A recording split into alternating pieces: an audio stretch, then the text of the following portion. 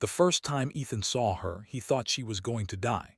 The battlefield on the moon of Karis 9 was quiet after the bombing. Broken metal, burned ground, and silent alien machines were everywhere. The human rescue team moved slowly, checking for survivors. Ethan was young then, a simple infantry soldier, tired and hurt, but still moving forward. That was when he heard a weak sound. It was not a scream. It was more like a breath that could not fully escape. Ethan followed the sound into the broken remains of a research dome.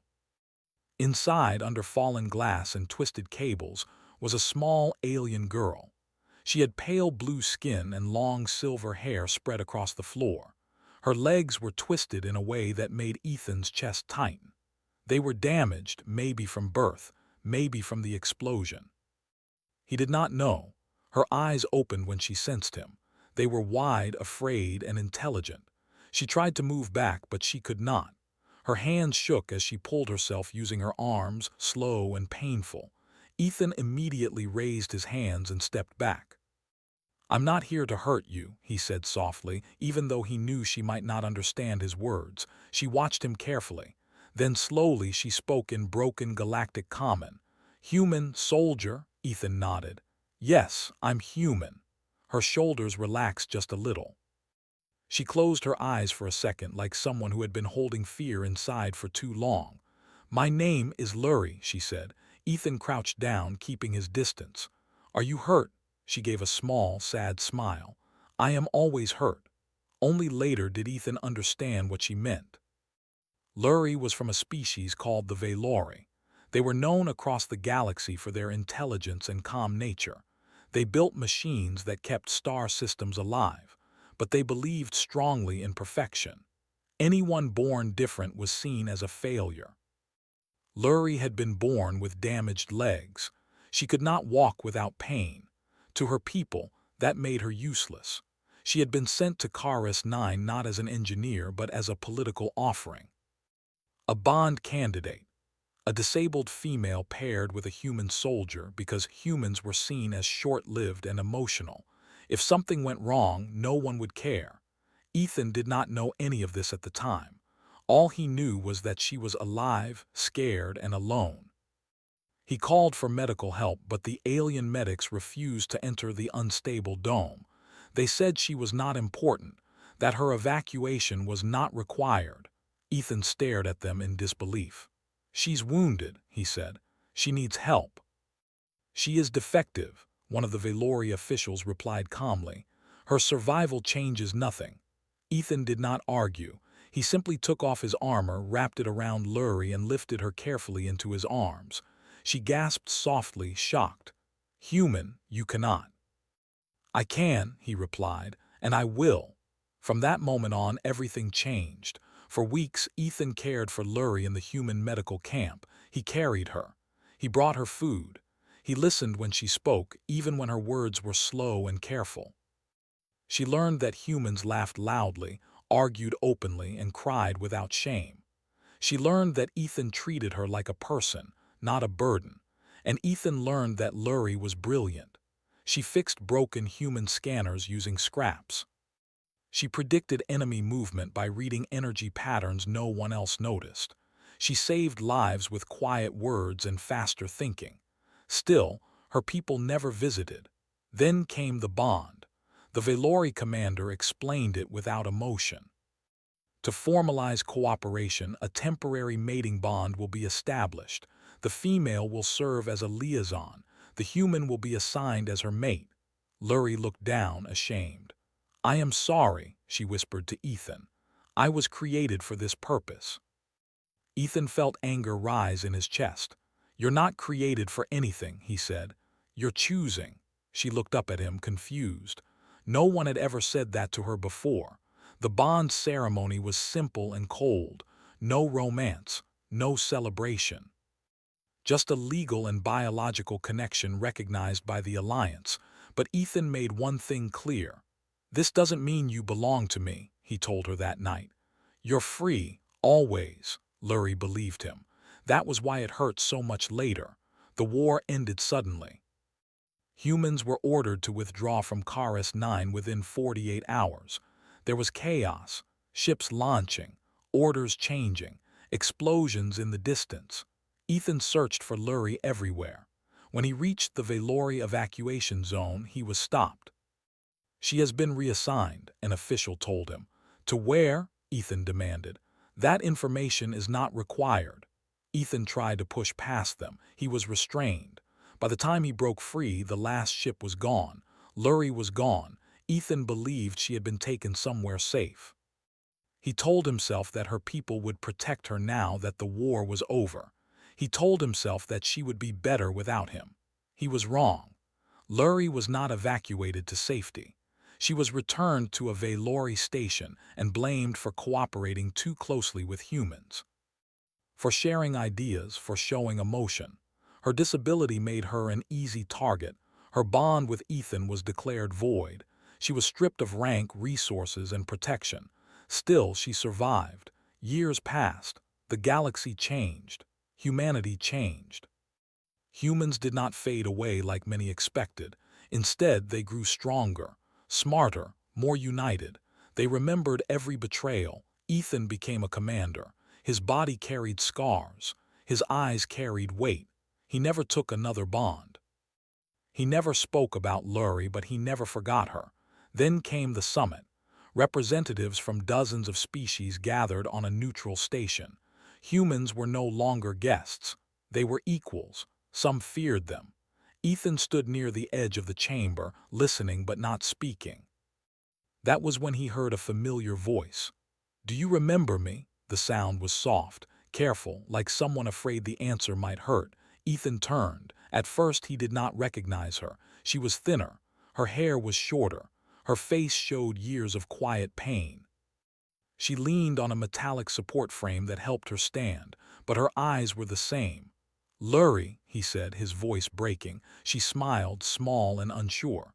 "You said my name correctly," she whispered. "You always did." The room felt very quiet.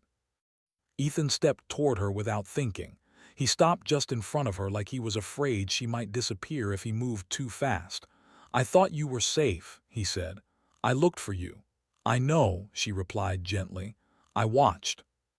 That was when Ethan realized something was wrong.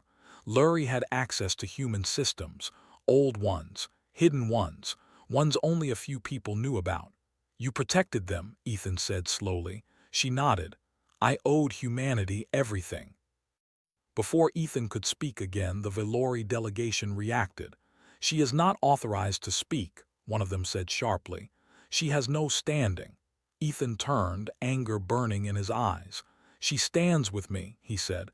"That gives her standing." The council erupted into noise. Lurie looked afraid. "Ethan, please, I did not come to cause trouble." "You didn't," he said firmly. "They did." He placed himself slightly in front of her, not to hide her but to stand beside her. For the first time in her life, Lurie was not alone in a room full of powerful beings, and the galaxy noticed. That was the moment everything truly began. The chamber did not calm down after Ethan spoke. Voices rose from every side. Some were angry, some were afraid. Some were careful, like predators watching a new kind of threat. Lurie's hands tightened around the metal support frame. She had not planned for this. She had only wanted to see him once, to know if he remembered her as a person, not as a mistake. Ethan stood still beside her. He did not touch her, but his presence was firm, like a wall. "She has no legal bond to humanity anymore," one of the Velori officials said. "That connection was dissolved years ago." Ethan looked at them slowly. "You dissolved it," he replied. "Not her, not me." "The matter is irrelevant," another delegate said. "The female is disabled. Her contributions are exaggerated." Lurie flinched at the word, but she lifted her chin. Years of pain had taught her how to survive words sharper than knives. "She is the reason 3 human colonies still exist," a human analyst suddenly said from across the chamber. All eyes turned. The analyst stepped forward and activated a hologram. Lines of data appeared, old and complex. "These defense algorithms," the analyst continued, were considered impossible to break. We recently discovered they were reinforced from the inside, quietly, repeatedly. The hologram shifted, showing a single signature code, Lurie's code. A murmur spread through the council. Ethan turned to her, shock and pride mixing in his eyes. "You did this," she nodded slowly. "I did not want you to die," she said simply. The Velori delegation stiffened. "These actions were unauthorized. She stole resources." "I used discarded systems," Lurie replied calmly. "Ones you labeled as waste, just like me." Silence followed that sentence, not because it was loud but because it was true. A representative from a warrior species leaned forward. "Why would you help humans?" he asked. "Your people abandoned you." Lurie thought for a moment. Then she answered honestly. "Humans did not abandon me," she said. Memories filled her mind. Ethan carrying her through smoke, Ethan listening to her ideas, Ethan telling her she was free. "When I was weak, they did not turn away," she continued. "When I was broken, they did not call me useless. They asked me what I could do." The council chamber was very quiet now. Ethan finally spoke again. "She is under human protection," he said. "Any action against her is an action against us." That sentence changed the tone of the room completely. Human protection was no longer an empty phrase. Everyone there knew what humanity had done in the last war. They fought when outnumbered. They adapted when outmatched. They did not surrender their own. Some delegates shifted uncomfortably. The Velori leader narrowed his eyes. "You would risk interstellar conflict for her." Ethan did not hesitate. "Yes." Lurie turned to him in shock. "Ethan, no, I am not worth," he interrupted gently. "Don't decide my values for me."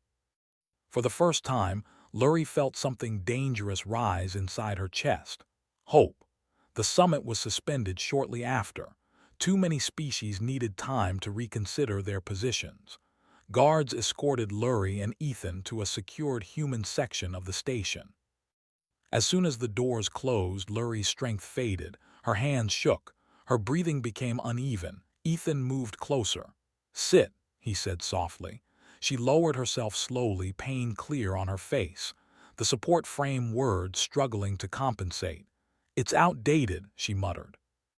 "I built it from scraps." Ethan clenched his jaw. "We'll fix that." She gave a tired smile. "You always say that."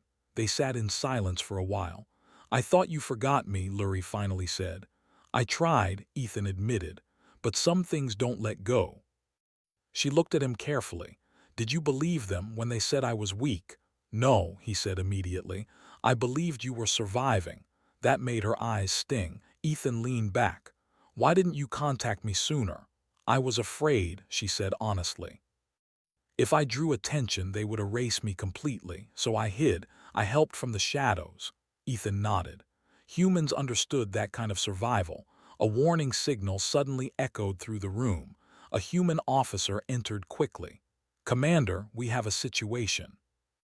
A hostile fleet had appeared near a border colony, fast, coordinated, using hybrid technology. Lurie's blood ran cold. "That pattern," she whispered. "I recognize it." She pulled up a projection using her own device. "It's based on an early Velori framework. One I helped design years ago." Ethan looked at her sharply.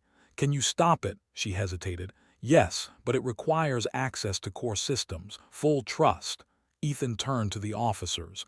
"Give her everything she needs." No one questioned him. Lurie stared at Ethan. "You trust me that much?" He smiled slightly. "I trusted you on a battlefield." She closed her eyes, steadying herself. For hours, Lurie worked. Her fingers moved with practiced precision. Pain pulsed through her legs, but she ignored it. Code flowed, systems bent. The hostile fleet hesitated, then scattered, then retreated. The colony was saved. News spread quickly. The disabled alien girl had stopped a war. The next council session was different. Lurie entered not as a shadow but as a recognized asset. Humans flanked her, not guarding but supporting. The Velori delegation looked unsettled. Lurie addressed the council calmly. "I am not asking for pity," she said. "I am asking for recognition. not just for myself but for all who are discarded because they are different. Some species listened, some resisted, but humanity stood firm. That day, something shifted in the galaxy, and Lurie finally began to believe that her life was more than survival. It was purpose.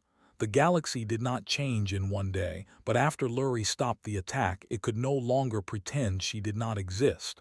News traveled fast, faster than ships, faster than official statements. Across human space and beyond, people heard the same story again and again. A disabled alien woman had saved an entire colony. A human commander had trusted her without hesitation. Humanity had stood beside someone the galaxy had thrown away. For some, it was inspiring. For others, it was frightening. In the days that followed, pressure grew around the station. Political messages arrived non-stop. Some species demanded Lurie be returned to the Velori. Others warned humanity not to interfere with internal matters. Ethan read every message with a hard expression. He ignored most of them. Lurie stayed in the human sector, given a private room and full system access. Human engineers came and went not to control her work but to listen. They asked questions. They learned. No one treated her like a burden. Still, at night when the station lights dimmed, old fears returned. She sat by the window watching stars drift past. The support frame rested beside her bed. Quiet, heavy. Ethan knocked once before entering. "You don't sleep much," he said. "Neither do you," she replied. He stepped inside and leaned against the wall. "The council meets again tomorrow." Lurie nodded. "I know. They'll try to separate us," he said honestly. "They'll call it balance, stability." She smiled sadly. "They always do." Ethan hesitated, then spoke more softly. "Are you afraid?" Lurie thought for a long time before answering. "I am afraid of hoping." That answer hurt more than fear ever could. The next council session was the largest in decades. Additional observers joined remotely. Security was doubled. Everyone knew this meeting would matter. Lurie entered slowly, supported by her frame. Ethan walked beside her, not in front, not behind. The Velori delegation spoke early. "The female known as Lurie is Velori property," their leader said calmly. "Her continued presence among humans violates interspecies agreements." The word property echoed through the chamber. Ethan's jaw tightened. Lurie raised her hand slightly. "May I speak?" There was hesitation, then permission. "I am not property," she said clearly. "I am Velori by birth, but I was abandoned by my people. I survived without their aid. I owe them nothing." The Velori leader's eyes hardened. "You were born broken." "Yes," Lurie replied, "and still I stood." A murmur spread. Another delegate spoke. "Commander Ethan, do humans intend to claim her?" Ethan answered carefully. "No, we recognize her autonomy. She chooses where she stands." All eyes turned to Lurie. She felt the weight of the galaxy press down on her. Old voices whispered inside her mind. Useless, weak, mistake. She remembered Ethan's words from long ago. "You're choosing." "I choose humanity," she said. The chamber erupted. Some delegates shouted in anger, others in shock, a few in approval. The Velori leader stood abruptly. "Then you are no longer Velori."